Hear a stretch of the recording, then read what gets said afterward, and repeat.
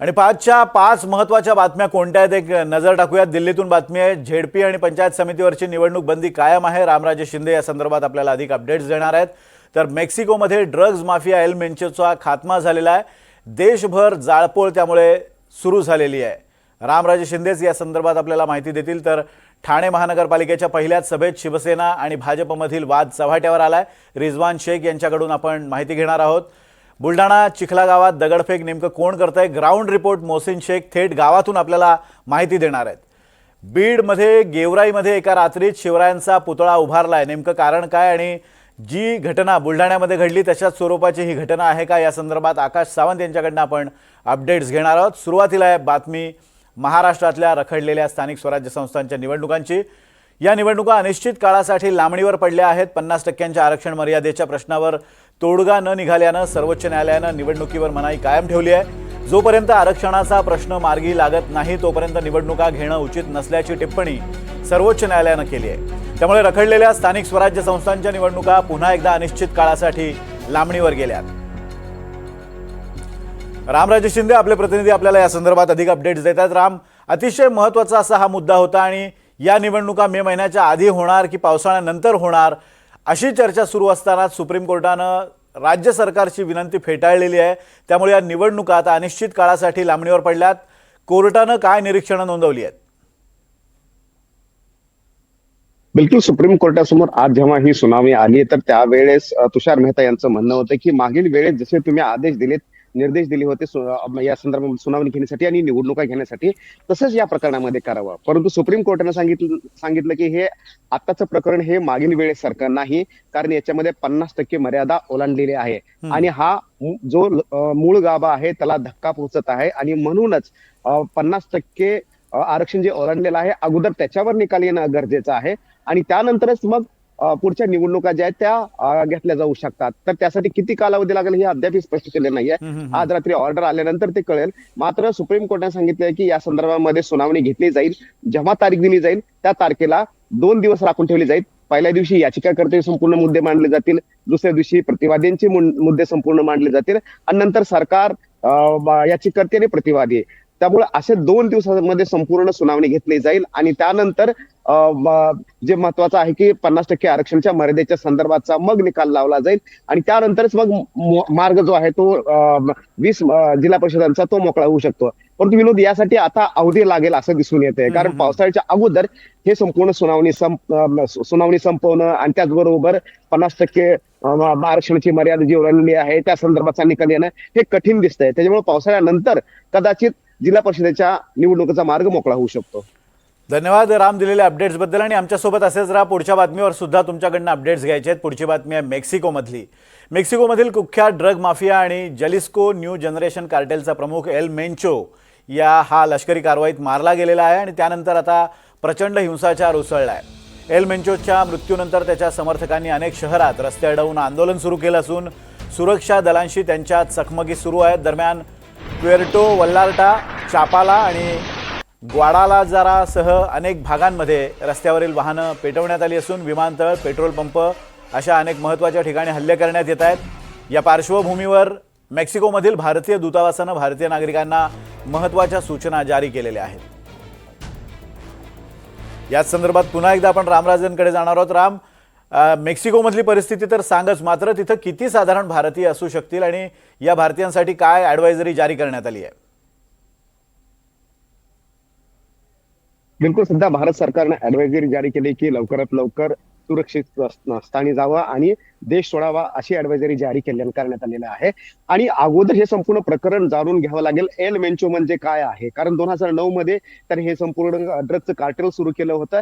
अमेरिकेतल्या 50 राज्यामध्ये हा संपूर्ण ड्रग सप्लाय केला जात होता आणि याचं जे इन्कम होतं वर्षाला 1 लाख कोटीपेक्षा जास्त होतं। म्हणजेच की कित्येक देशाच्या उत्पन्नापेक्षा याचं एलमेंचोचं उत्पन्न होतं आणि हेच कुठेतरी अमेरिकेला खटकलं होतं।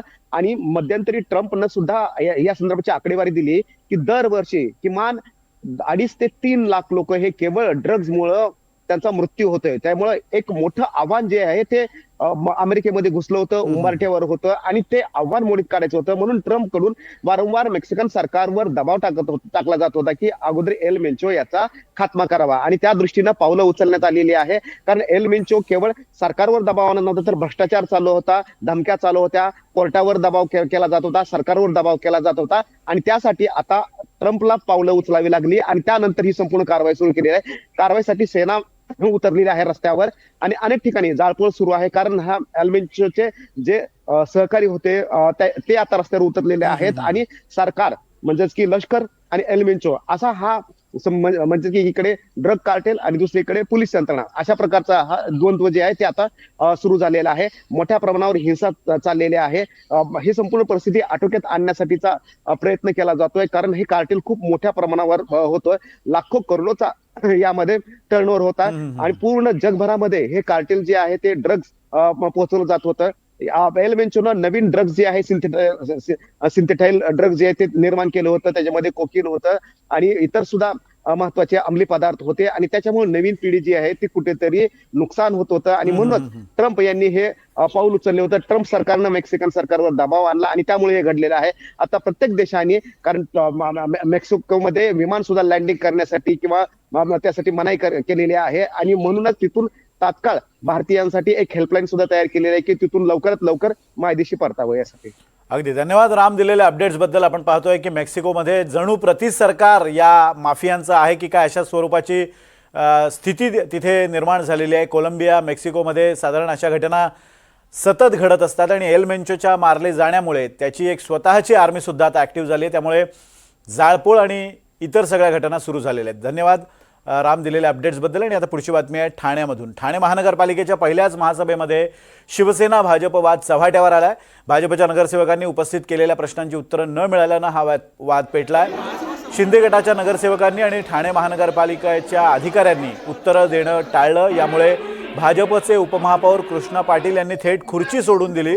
आम्ही युतीमधून सत्तेत असलो तरी सुद्धा आम्ही गप्प बसणार नाही, चौकीदाराची भूमिका सोडणार नाही असा पवित्रा भाजपनं घेतलाय.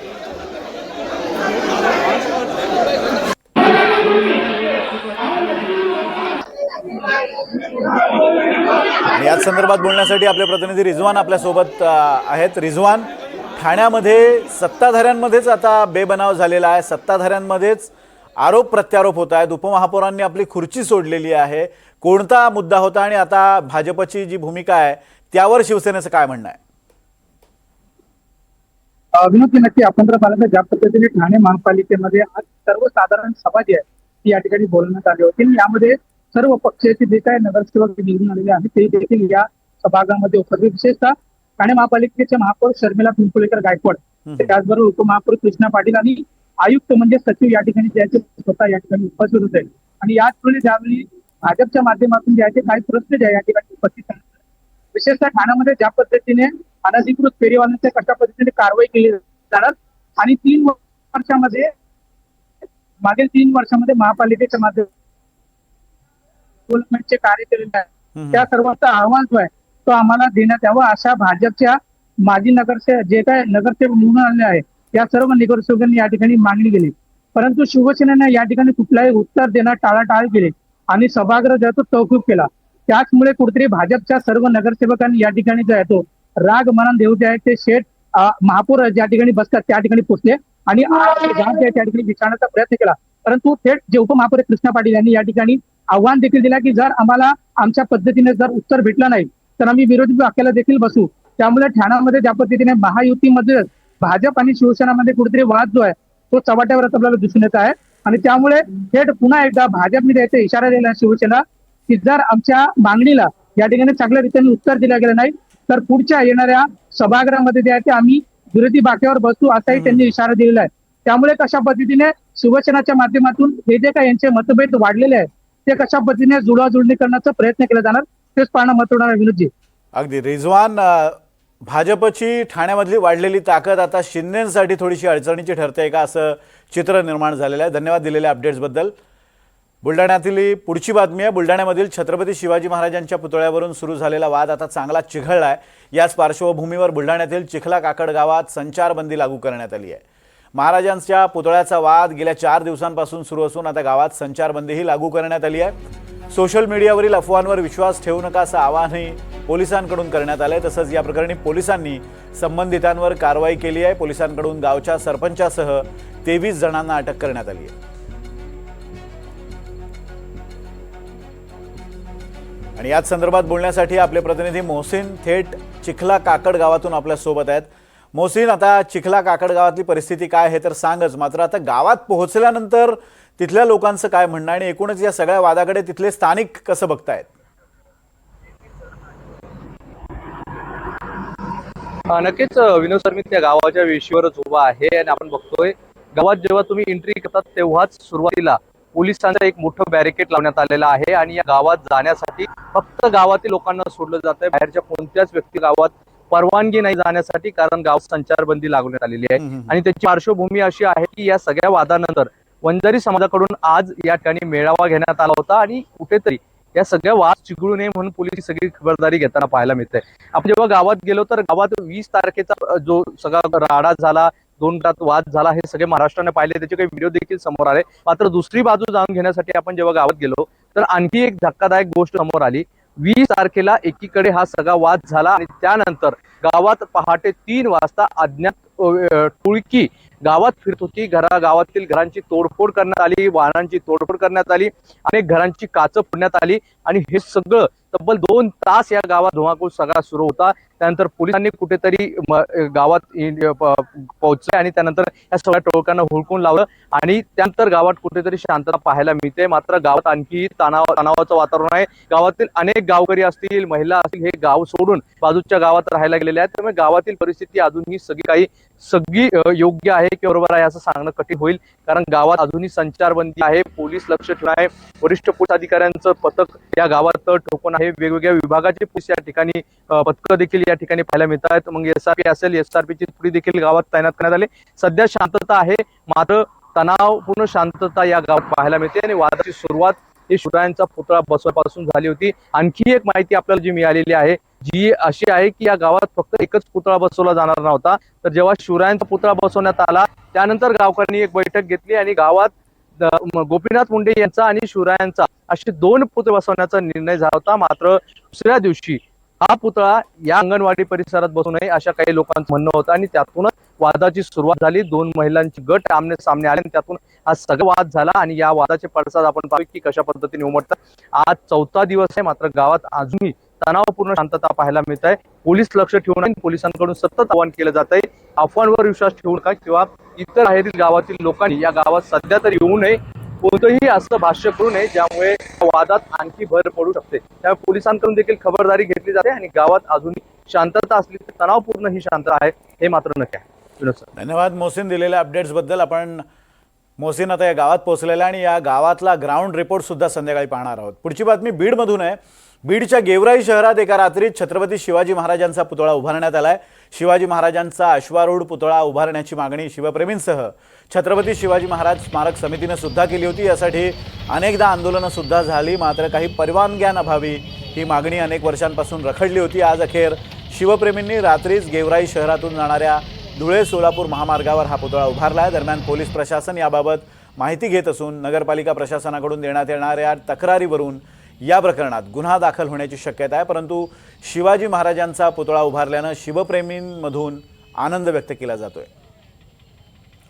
आकाश सावंत आपले प्रतिनिधी आपल्याला या संदर्भात अधिक माहिती देतील। आकाश, बुलढाण्यामध्ये शिवाजी महाराजांचा पुतळा उभारण्यावरून वाद सुरू झालेला आहे, तशाच स्वरूपाची कार्यपद्धती इथं सुद्धा दिसते।